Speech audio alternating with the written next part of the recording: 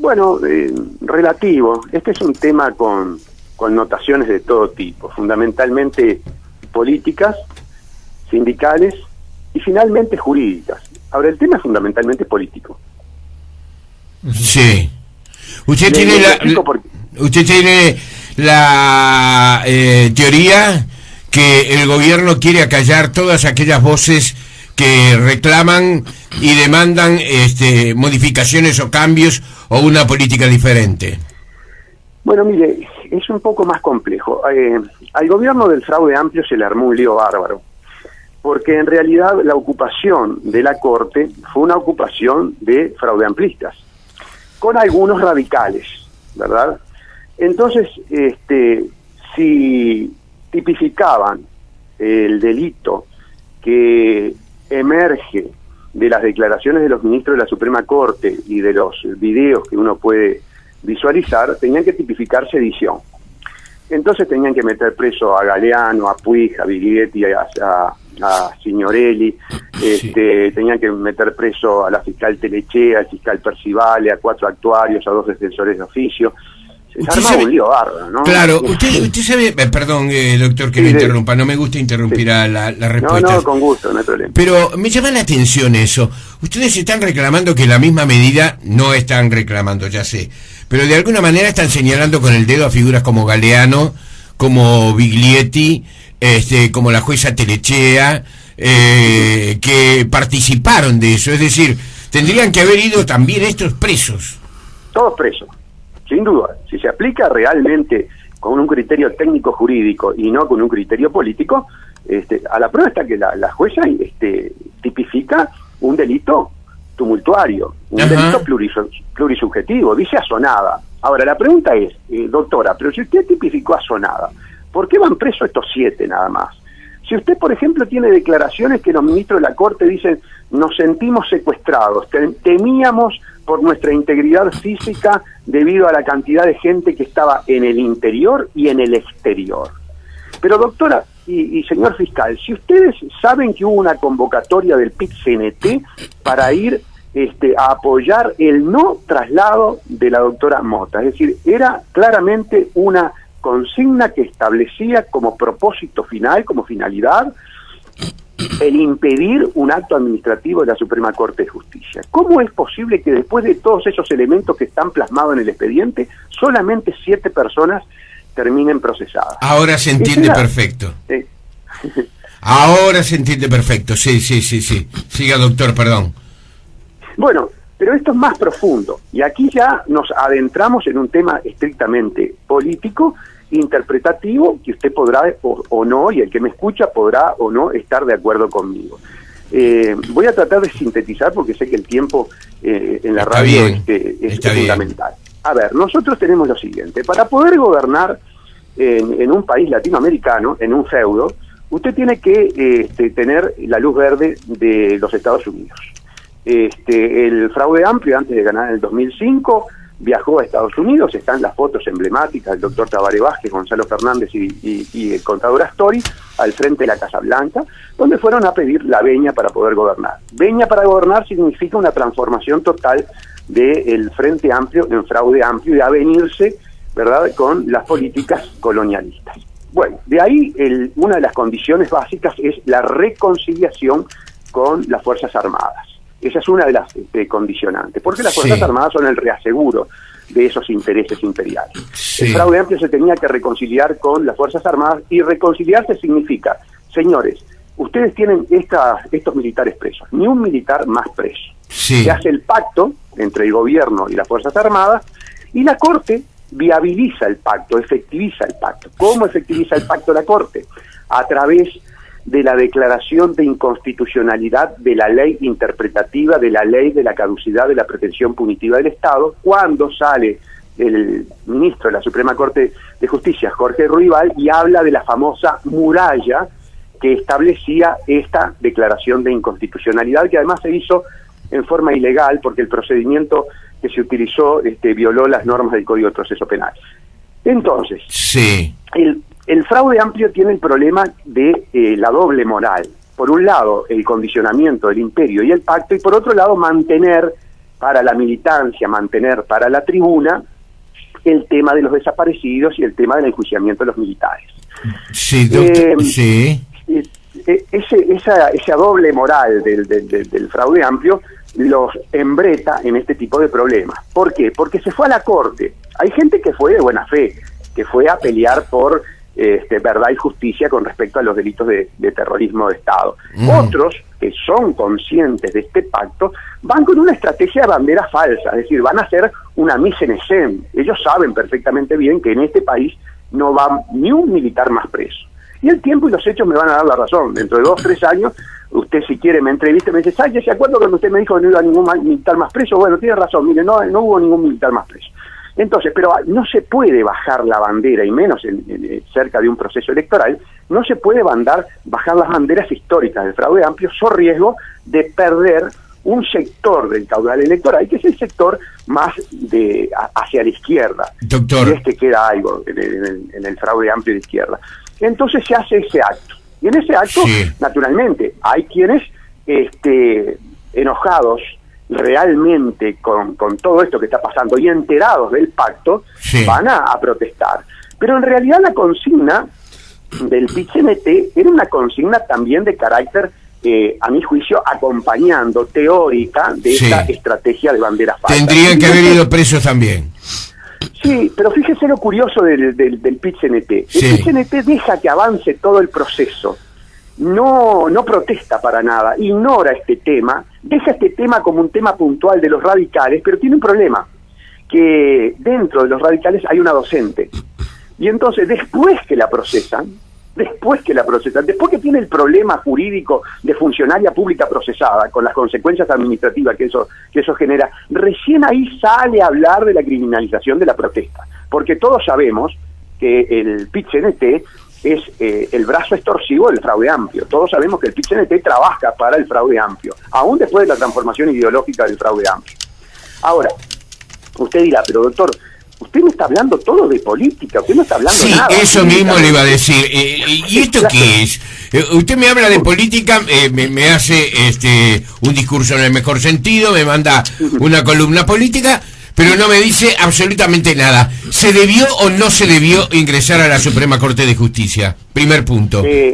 Mire, yo voy a ser más categórico con usted. Sí. So riesgo de que quede frente al público como un abogado heterodoxo. Si acá hay un delito, sí, el delito es de sedición. Aquí delito de sedición. Que se puede tipificar es sedición.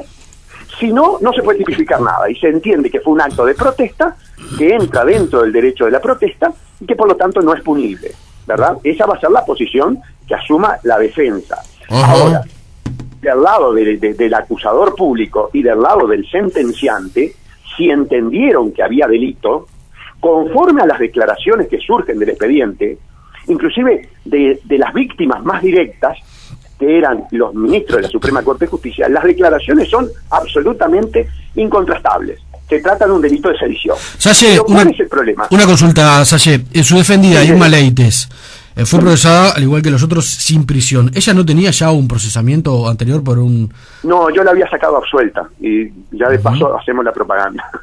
Yo la había sacado absuelta. ¿Quiere si le pasa su teléfono? El teléfono del estudio. Pasa el final de la nota. Estamos hablando de aquellas manifestaciones cuando visitó Bush, cuando era presidente de Estados Unidos, Uruguay. Sí, y de aquel episodio cuando en el interior del Ministerio de Trabajo le pusieron Baraybar, Baraybar traidor. Y ella nunca había sido procesada entonces en esos casos. Bueno, la sacamos absuelta. Claro. Bien.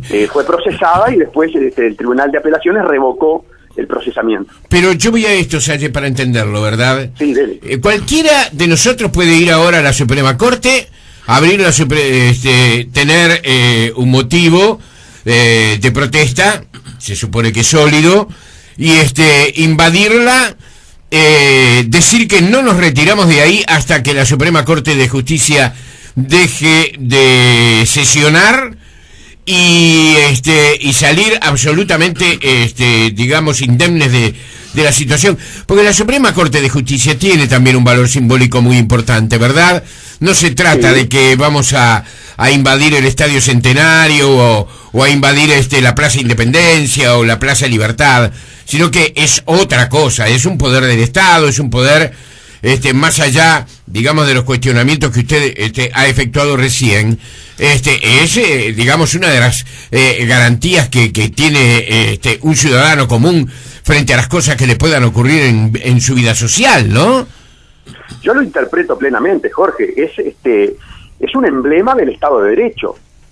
Si hay algo emblemático del Estado de Derecho es precisamente el máximo órgano jurisdiccional, la Suprema Corte de Justicia. Ahora, el problema es cuando la propia Suprema Corte de Justicia comienza a tener actuaciones que la deslegitiman como, la última trinchera del Estado de Derecho. Y eso le ha pasado a esta Suprema Corte de Justicia. Mire que esta Suprema Corte de Justicia ha hecho un mérito enorme para que se proteste frente a ella. Mire, yo le recuerdo algo, sí, que los uruguayos capaz no lo tienen presente. Usted sabe que la Suprema Corte de Justicia, con otra integración, había declarado la constitucionalidad de la ley de caducidad de la pretensión punitiva del Estado. Sí, sí. Después le voy a recordar otra. ¿Se acuerda que la Suprema Corte de Justicia había declarado el IRPF inconstitucional? Sí, sí. Y hubo un cambio de ministro y de golpe y porrazo tuvimos la constitucionalidad del IRPF. Después tenemos el caso, por ejemplo, de Pluna, una acción de inconstitucionalidad que hace más de un año que la Suprema Corte de Justicia la tiene para resolver, ha dejado de edificar toda una estructura económica, jurídica, una cantidad de expectativas con respecto al tema Pluna, y después de un año, después que pasa todo eso, recién va a plantear la inconstitucionalidad va a fallar sobre la inconstitucionalidad, se verá, con todas las consecuencias que ello genera. Usted afirma que el traslado de la doctora Mota es un traslado en el que hay sospechas de un claro abuso de poder, ¿verdad? Una tergiversación del poder administrativo que tiene la Suprema Corte de Justicia. Yo no le quiero preguntar... su pregunta. Sí. Yo le iba a decir, Salle, y la jueza Mota, que sabe, digamos, cuáles son las reglas del juego, ¿no? No es una persona que está viviendo distraída en este mundo, si no, no estaría ocupando o no habría ocupado y no ocuparía lugares como el que ocupa, que se ha preparado para eso.